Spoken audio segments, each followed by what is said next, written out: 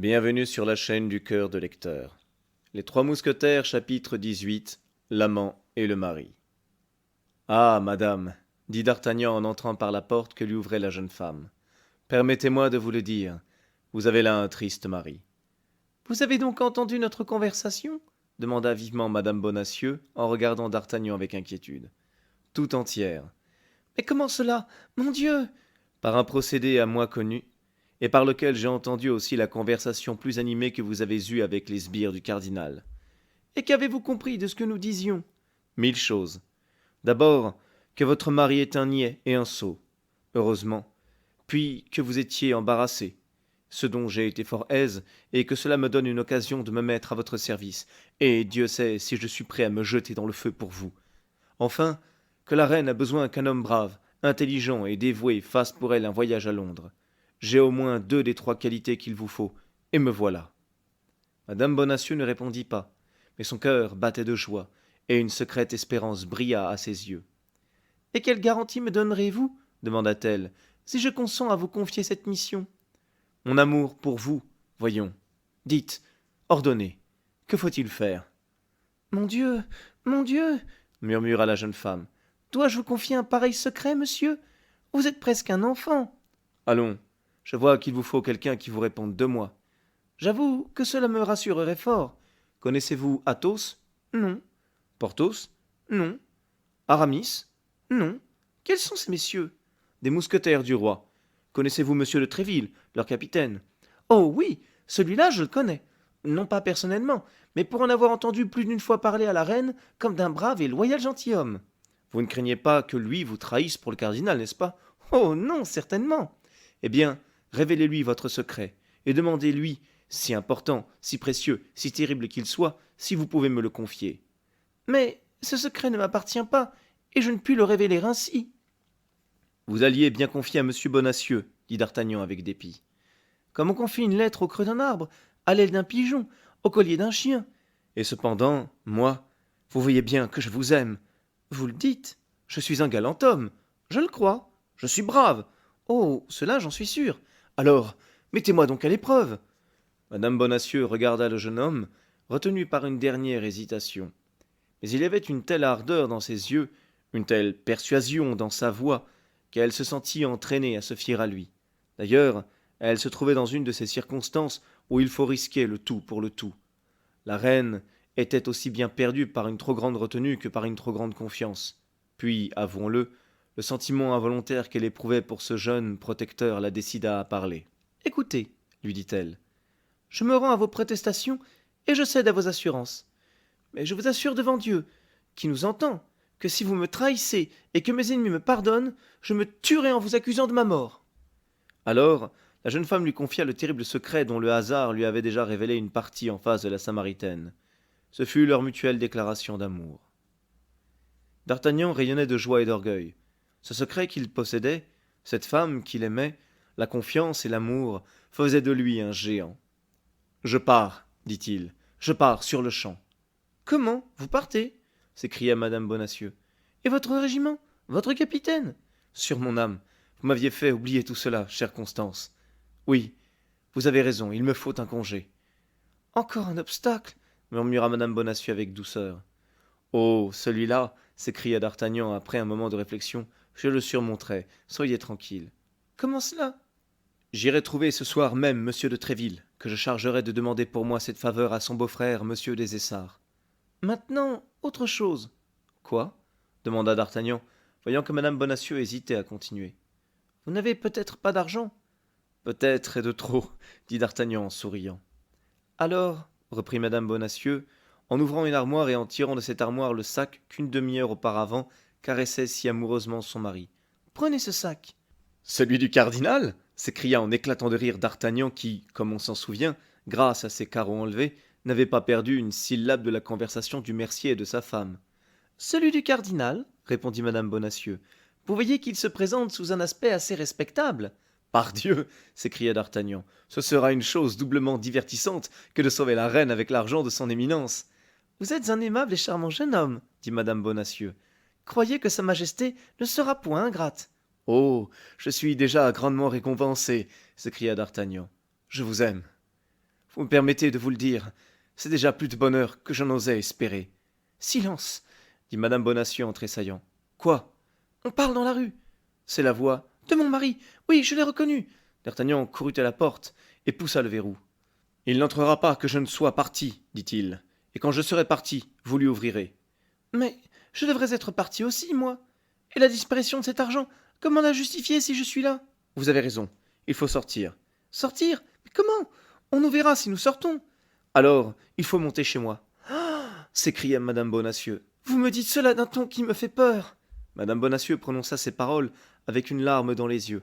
D'Artagnan vit cette larme, et, troublé, attendri, il se jeta à ses genoux. Chez moi, dit-il, vous serez en sûreté comme dans un temple. Je vous en donne ma parole, gentilhomme. Partons, dit-elle. Je me fie à vous, mon ami. D'Artagnan rouvrit avec précaution le verrou, et tous deux, légers comme des ombres, se glissèrent par la porte intérieure dans l'allée, montèrent sans bruit l'escalier et rentrèrent dans la chambre de D'Artagnan. Une fois chez lui, pour plus de sûreté, le jeune homme barricada la porte. Ils s'approchèrent tous deux de la fenêtre, et par une fente du volet, ils virent M. Bonacieux qui causait avec un homme en manteau. À la vue de l'homme en manteau, D'Artagnan bondit, et tirant son épée à demi, s'élança vers la porte.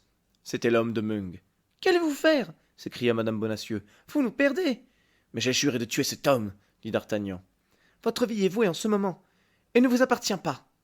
Au nom de la reine, je vous défends de vous jeter dans aucun péril étranger à celui du voyage.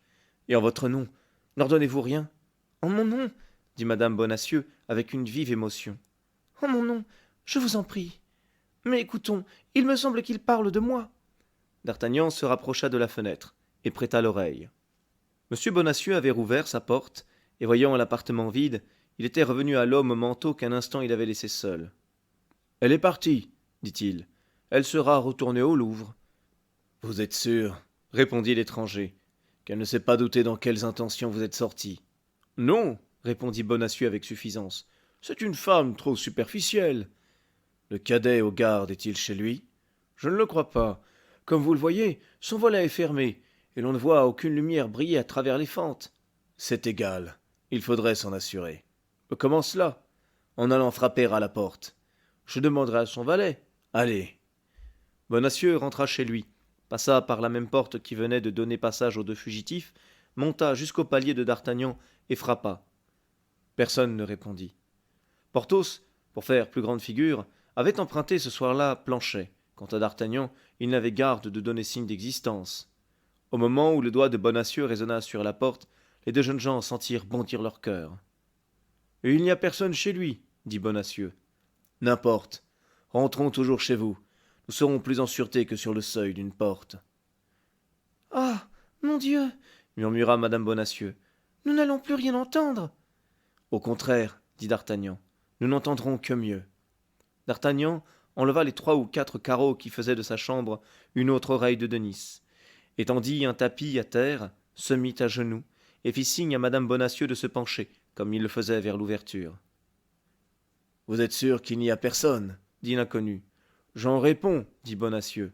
« Et vous pensez que votre femme est retournée au Louvre, sans parler à aucune personne qu'à vous? J'en suis sûr.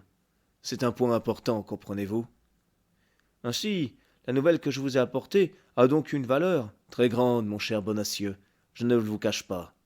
Alors, le cardinal sera content de moi? Je n'en doute pas.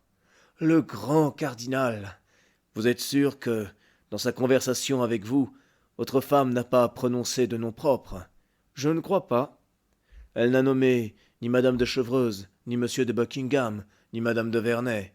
Non, elle m'a dit seulement qu'elle voulait m'envoyer à Londres pour servir les intérêts d'une personne illustre. « Le traître !» murmura madame Bonacieux. « Silence !» dit D'Artagnan en lui prenant une main qu'elle lui abandonna sans y penser. « N'importe, » continua l'homme au manteau. « Vous êtes un niais de n'avoir pas feint d'accepter la commission. Vous auriez la lettre à présent. État qu'on menace était sauvé. Et vous? Et moi? Eh bien, vous. Le cardinal vous donnait des lettres de noblesse. Il vous l'a dit? Oui. Je sais qu'il voulait vous faire cette surprise. Soyez tranquille, reprit Bonacieux. Ma femme m'adore, et il est encore temps. Le niais, murmura madame Bonacieux. Silence, dit D'Artagnan, en lui serrant plus fortement la main. Comment est-il encore temps? Reprit l'homme au manteau. Je retourne au Louvre. Je demande madame Bonacieux, je dis que j'ai réfléchi, je renoue l'affaire, j'obtiens la lettre, et je cours chez le cardinal. Eh bien, allez vite, je reviendrai bientôt savoir le résultat de votre démarche. L'inconnu sortit. L'infâme dit madame Bonacieux en adressant encore cette épithète à son mari. Silence répéta d'Artagnan en lui serrant la main plus fortement encore. Un hurlement terrible interrompit alors les réflexions de d'Artagnan et de madame Bonacieux. C'était son mari, qui s'était aperçu de la disparition de son sac, et qui criait au voleur. « Oh, mon Dieu !» s'écria madame Bonacieux. « Il va ameuter tout le quartier !» Bonacieux cria longtemps. Mais comme de pareils cris, attendus, leur fréquence, n'attiraient personne dans la rue des Fossoyeurs, et que d'ailleurs la maison du mercier était depuis quelque temps assez mal famée, voyant que personne ne venait, il sortit en continuant de crier, et l'on entendit sa voix qui s'éloignait dans la direction de la rue du Bac. « Et maintenant qu'il est parti, à votre tour de vous éloigner, dit madame Bonacieux. Du courage, mais surtout de la prudence, et songez que vous vous devez à la reine. À elle, et à vous, s'écria d'Artagnan. Soyez tranquille, belle Constance. Je reviendrai digne de sa reconnaissance. Mais reviendrai-je aussi digne de votre amour ?» La jeune femme ne répondit que par la vive rougeur qui colora ses joues. Quelques instants après, d'Artagnan sortit à son tour, enveloppé, lui aussi, d'un grand manteau que retroussait cavalièrement le fourreau d'une longue épée. Madame Bonacieux le suivit des yeux avec ce long regard d'amour dont la femme accompagne l'homme qu'elle se sent aimer. Mais lorsqu'il eut disparu à l'angle de la rue, elle tomba à genoux, et joignant les mains. « Oh, mon Dieu !» s'écria-t-elle. « Protégez la reine! Protégez-moi !» Fin du chapitre 18. Encore une fois, si vous êtes arrivé jusqu'ici, j'espère que la vidéo vous a plu, et si c'est le cas, n'hésitez pas à mettre un pouce en l'air et à laisser un commentaire. Je vous dis à demain pour de nouvelles aventures.